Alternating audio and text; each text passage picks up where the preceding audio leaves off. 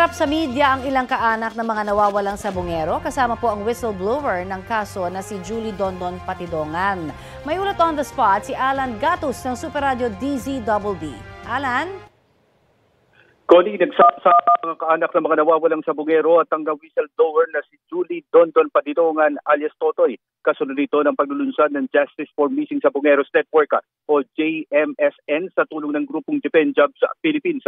Sa pulong balitaan, naging emosyonal ang mga kaanak ng mga biktima sa panawagan sa gobyerno na papanagutin ng negosyantong si Atong Ang. Tinawag pa na halimaw at demonyo ng mga kaanak ng mga biktima sa labis na pagiging nila sa sinapit ng kanilang mga kaanak. Hindi napigilan ng ilan na maiyak at tumagulgol dahil sa paglalabas ng sama ng loob.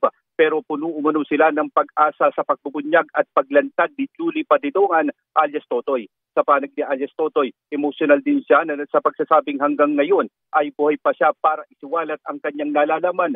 Muli niyang idiniin si Atong Ang na nasa likod ng missing sabungeros. Idinawit niya ang isang full kernel na kumuha umano sa kanyang mga cellphone at passport na papangalanan niya sa kanyang ihahain na kaso. Umaasa rin siya na sana ay magkaroon na ng positibong pagkakakilanlan sa mga nare-recover sa Taanliga. Matapos nito, mabilis ding umalis si alias Totoy sa pulong balitaan dahil sa banta umano sa kanyang buhay. Nauna nang sinabi ni Ang na walang katotohanan ng akusasyon ni Patidongan na siya ang utak ng pagkawala ng mga sabungero. Nagsampa rin ng patong-patong na reklamo si Ang sa Mandaluyong City Prosecutor's Office laban kay Patidongan. Balik sa iyo, Connie. Maraming salamat, Alan Gatos ng Super Radio DZBB.